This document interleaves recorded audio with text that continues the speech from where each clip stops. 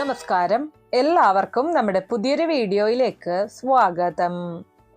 നമ്മളെല്ലാവരും തന്നെ ജീവിതത്തിൽ പലതരത്തിലുള്ള പ്രശ്നങ്ങളും പ്രതിസന്ധികളും നേരിടുന്നവരാണ്. നമുക്കറിയാം, ജീവിതത്തിൽ സുഖ ദുഃഖ സമ്മിശ്രമായിട്ടുള്ള കാര്യങ്ങളാണ് എപ്പോഴും സംഭവിക്കുന്നത്. എല്ലാവരുടെ ജീവിതത്തിലും ദുഃഖങ്ങൾ ഉണ്ടാവുന്നുണ്ട്, അതുപോലെ തന്നെ സുഖങ്ങളും ഉണ്ടാവുന്നുണ്ട്. പക്ഷെ ചിലപ്പോഴെങ്കിലും നമ്മുടെ ദുഃഖത്തിന്റെ ആ ഒരു ഭാരം കാരണം സുഖങ്ങൾ വരുന്ന സമയത്തും നമുക്കത് അനുഭവിക്കാൻ സാധിക്കാതെ പോവാറുണ്ട്. നമ്മുടെ ജീവിതത്തിൽ ഉണ്ടാകുന്ന പല പ്രതിസന്ധികളുടെയും കാരണക്കാർ നമ്മൾ തന്നെയാണ്. അത് ചിലപ്പോഴെങ്കിലും നമ്മുടെ വീട്ടിൽ നമ്മൾ ചെയ്യുന്ന തെറ്റുകൾ കൊണ്ടാവാം. ഇന്നത്തെ ഈ ഒരു വീഡിയോ നിങ്ങൾ നിർബന്ധമായിട്ടും കാണണം. ഈ ഒരു വീഡിയോയിൽ ഞാൻ പറയാൻ പോകുന്നത് നിങ്ങളുടെ വീട്ടിൽ നിങ്ങൾ ചെയ്തുകൊണ്ടിരിക്കുന്ന ചില തെറ്റുകളെ പറ്റിയാണ്. ഇന്ന് വരെ നിങ്ങൾ ആ തെറ്റ് ചെയ്തിട്ടുണ്ടെങ്കിൽ നിങ്ങൾ ഓർക്കുക, നിങ്ങളുടെ ജീവിതത്തിലെ 90% പ്രശ്നങ്ങൾക്കും തടസ്സങ്ങൾക്കും നിങ്ങൾ നേരിടുന്ന ബുദ്ധിമുട്ടുകൾക്കും കാരണം അത് തന്നെയാണ്. അപ്പോൾ നാളെ മുതലെങ്കിലും ആ തെറ്റ് നിങ്ങൾ ആവർത്തിക്കാതിരിക്കുക. ഞാനിന്നിവിടെ പറയാൻ പോകുന്ന കാര്യങ്ങൾ നിങ്ങൾ തന്നെ ഓർത്തു നോക്കുക. നിങ്ങളുടെ വീട്ടിൽ ഈ തെറ്റുകൾ നിങ്ങൾ ചെയ്യുന്നില്ലേ എന്നുള്ളത്. ചെയ്യുന്നുണ്ടെങ്കിൽ അത് തന്നെയാണ് നിങ്ങളുടെ നാശത്തിന്റെ കാരണം എന്നുള്ളത് നിങ്ങൾ തിരിച്ചറിഞ്ഞോളൂ. ഞാൻ ഈ പറഞ്ഞ രീതിയിലുള്ള കാര്യങ്ങൾ, ഈ തെറ്റുകൾ നിങ്ങൾ ഒഴിവാക്കിക്കൊണ്ട് വെറും 1 മാസം നിങ്ങൾ കടന്നുപോയി നോക്കിക്കേ.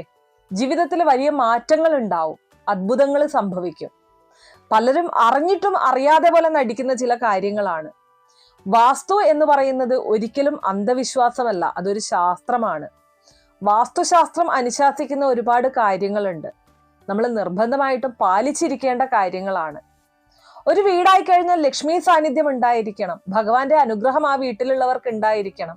എന്നാൽ മാത്രമേ ജീവിതത്തിൽ എല്ലാ തരത്തിലുള്ള സുഖങ്ങളും അനുഭവിക്കാനുള്ള യോഗം ഉണ്ടാവുള്ളൂ, ജീവിതത്തിൽ ഉയർച്ച ഉണ്ടാവുള്ളൂ, ജീവിതത്തിൽ എല്ലാത്തിനെയും നേരിടാനുള്ള ശക്തി ഉണ്ടാവുകയുള്ളൂ. അപ്പൊ എന്തൊക്കെയാണ് ആ കാര്യങ്ങൾ എന്നുള്ളത് ഡീറ്റെയിൽഡ് ആയിട്ട് ഇന്നത്തെ വീഡിയോയിൽ നോക്കാം. വീഡിയോയിലേക്ക് കടക്കുന്നതിന് മുന്നേ നിങ്ങൾ പുതിയതായിട്ടാണ് എൻ്റെ ചാനൽ കാണുന്നത് എന്നുണ്ടെങ്കിൽ ദയവേത് ചാനൽ ഒന്ന് സബ്സ്ക്രൈബ് ചെയ്യാം. തൊട്ടടുത്ത് തന്നെ ഒരു കുഞ്ഞു ബെല്ലൈക്കൺ ഉണ്ട്, അതുകൂടെ ഒന്ന് പ്രസ് ചെയ്യാം. അതിൽ ഓൾ എന്നുള്ള ഓപ്ഷൻ സെലക്ട് ചെയ്ത് കഴിഞ്ഞാൽ എൻ്റെ എല്ലാ വീഡിയോസിനും നിങ്ങൾക്ക് നോട്ടിഫിക്കേഷൻ കിട്ടുന്നതായിരിക്കും. ഒരു വീട്ടില് ഏറ്റവും പ്രധാനപ്പെട്ട കാര്യം, നിങ്ങൾ എല്ലാവരും ശ്രദ്ധിക്കേണ്ടതായിട്ടുള്ള ഒന്നാമത്തെ കാര്യം എന്ന് പറയുന്നത്, നിങ്ങളുടെ വീടിന്റെ മെയിൻ ഡോറിലേക്ക് നോക്കിയേ. അവിടെ ചെരുപ്പുകൾ കൂട്ടിയിട്ടിട്ടുണ്ടോ? അതിന്റെ സൈഡിലായിട്ട് നിങ്ങൾ വേസ്റ്റുകൾ വെച്ചിട്ടുണ്ടോ? അല്ലെങ്കിൽ ആ ഒരു മെയിൻ ഡോറും അതിന്റെ ആ ഒരു കട്ടിലപ്പടിയും ഒക്കെ വളരെ വൃത്തിഹീനമായിട്ടാണോ ഇരിക്കുന്നത്? എന്നാൽ നിങ്ങളുടെ വീട്ടിലുള്ള സാമ്പത്തിക പ്രശ്നങ്ങളുടെ മെയിൻ കാരണം അത് തന്നെയാണ്. വീടിന്റെ പ്രധാന വാതിലിനാണ് നമ്മൾ ഏറ്റവും കൂടുതൽ പ്രാധാന്യം നൽകേണ്ടത്. നമ്മൾ മനുഷ്യർക്ക് വായി എന്ന പോലെയാണ് നമ്മുടെ ഗ്രഹത്തിന് വാതില്, മെയിൻ ഡോർ വരുന്നത്. ആ ഒരു വായിലെ കൂടെ നമ്മൾ കഴിക്കുന്ന ഭക്ഷണമാണ് നമുക്ക് എനർജി ആയിട്ട് മാറുന്നത്, അല്ലെ? അപ്പൊ അതുപോലെ തന്നെ നമ്മുടെ വീടിന്റെ പ്രധാന വാതില് വൃത്തിയും വെടുപ്പുമുള്ളതായിട്ട് ഇരുന്നാൽ മാത്രമേ, എല്ലാ തരത്തിലുള്ള ഐശ്വര്യങ്ങളോടും കൂടി ഇരുന്നാൽ മാത്രമേ അതിലൂടെ നമുക്ക് ലക്ഷ്മി കടാക്ഷവും അതുപോലെ തന്നെ ഈശ്വരാനുഗ്രഹവും കടന്നു വരികയുള്ളൂ. ഞാൻ ആദ്യം പറഞ്ഞതുപോലെ നമ്മുടെ വീട്ടിലുള്ള എല്ലാവർക്കും ഈശ്വര കടാക്ഷം ഉണ്ടെങ്കിൽ മാത്രമേ ആ ഒരു വീട്ടിൽ നമുക്ക് സന്തോഷത്തോടെ ജീവിക്കാനായിട്ട് സാധിക്കുകയുള്ളൂ. നമ്മളൊന്ന് നമ്മുടെ ചുറ്റിലും നോക്കിക്കഴിഞ്ഞാല് നമുക്ക് തിരിച്ചറിയാൻ പറ്റുന്ന ഒരുപാട് കാര്യങ്ങളുണ്ട്. ഈ വലിയ വലിയ കോടീശ്വരന്മാരുടെ വീടുകളൊക്കെ എപ്പോഴും വളരെ വൃത്തിയോടുകൂടിയായിരിക്കും വെച്ചിരിക്കുന്നത്. ആ വീടുകളിലൊക്കെ പോയി കഴിഞ്ഞാൽ നമുക്കൊരു പൊടി പോലും കാണാനായിട്ട് സാധിക്കില്ല.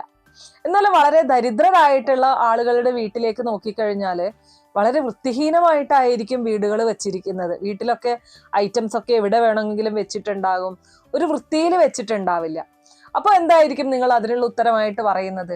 ഈ കോടീശ്വരന്മാരായിട്ടുള്ള ആളുകൾക്ക് വീട്ടില് വൃത്തിയാക്കാൻ ജോലിക്കാരുണ്ടാവും, എല്ലാ തരത്തിലുള്ള സൗകര്യങ്ങളും ഉണ്ടാകും. നിങ്ങളുടേത് ഒരു കുടിലാണെങ്കിലും അത് വൃത്തിയോടുകൂടി സൂക്ഷിക്കാനായിട്ട് നമുക്ക് സാധിക്കും. അങ്ങനെ വൃത്തിയോടുകൂടി സൂക്ഷിച്ചാൽ മാത്രമേ നമ്മൾ അധ്വാനിക്കുന്നതിന്റെ ഫലം നമ്മുടെ കയ്യിലേക്ക് വന്നു ചേരുകയുള്ളൂ.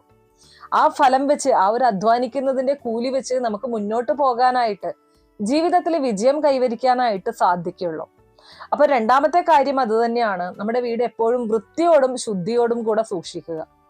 ഇനി മൂന്നാമത്തെ കാര്യം എന്ന് പറയുന്നത്, നമ്മുടെ വീട്ടില് പ്രധാനമായിട്ടും ഉണ്ടായിരിക്കേണ്ട, അല്ലെങ്കിൽ എല്ലാ വീട്ടിലും കാണുന്ന ഒരു വസ്തുവാണ് ചൂല് എന്ന് പറയുന്നത്.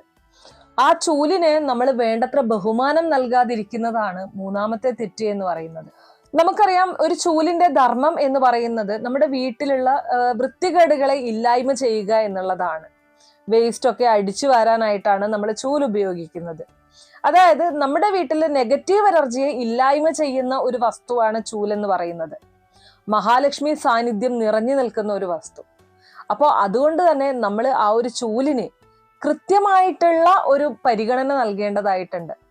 പല വീടുകളിലും 5-10 ചൂലൊക്കെ ഉണ്ടാകും. ചെറിയ കഷ്ണം ചൂല്, ഈ മുറ്റമൊക്കെ അടിക്കുന്ന ചൂല് കുറ്റിച്ചൂലായി അത് മാക്സിമം അവതാളത്തിലായി കഴിഞ്ഞാലും ചാടാൻ മടിയുള്ള ഒരുപാട് ആൾക്കാരുണ്ട്, പ്രത്യേകിച്ച് വീട്ടമ്മമാര്.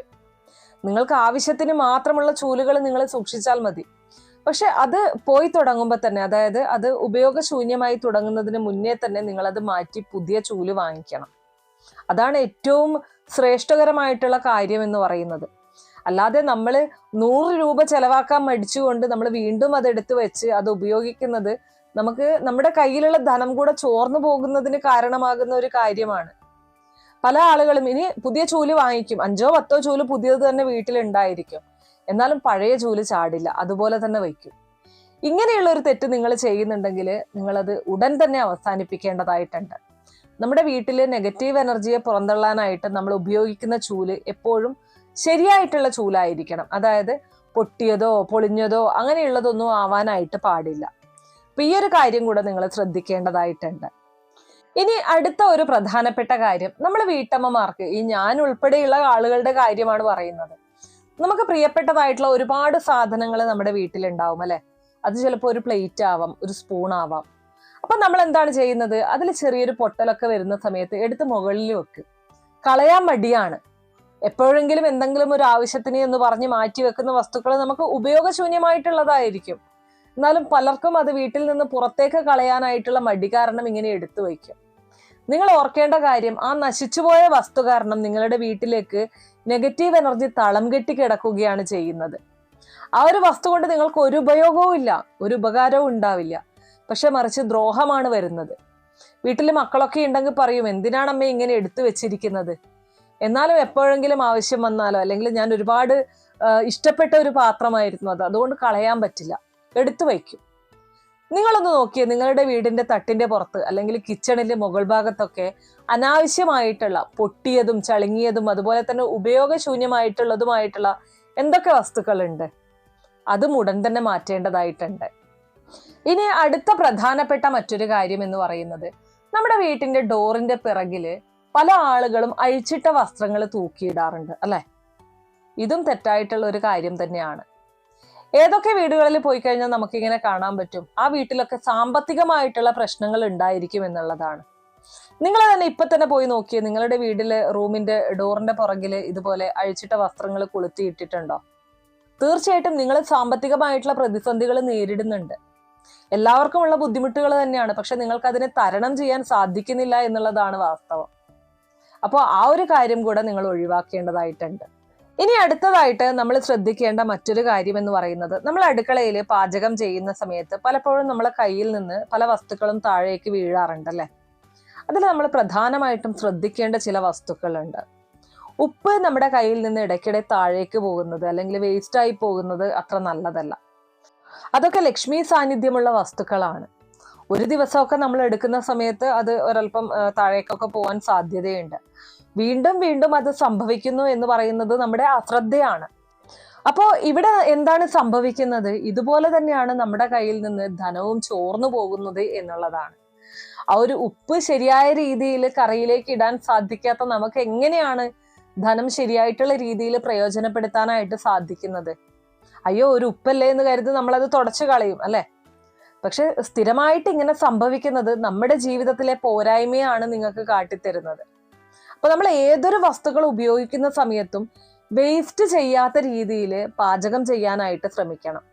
നമ്മുടെ വസ്തുക്കൾ, നമ്മൾ പണം കൊടുത്ത് വാങ്ങിച്ചതായാലും അല്ലാത്തതായാലും നമ്മുടെ വസ്തുക്കൾ നമ്മൾ എത്രത്തോളം ദുരുപയോഗം ചെയ്യുന്നുണ്ട് അല്ലെങ്കിൽ വേസ്റ്റ് ആക്കുന്നുണ്ട്, അത്രത്തോളം നഷ്ടങ്ങളായിരിക്കും നമ്മുടെ ജീവിതത്തിലും നമുക്ക് വന്നു ഭവിക്കുന്നത്. അപ്പൊ ആ ഒരു കാര്യം കൂടെ നമ്മൾ മനസ്സിലാക്കേണ്ടതായിട്ടുണ്ട്.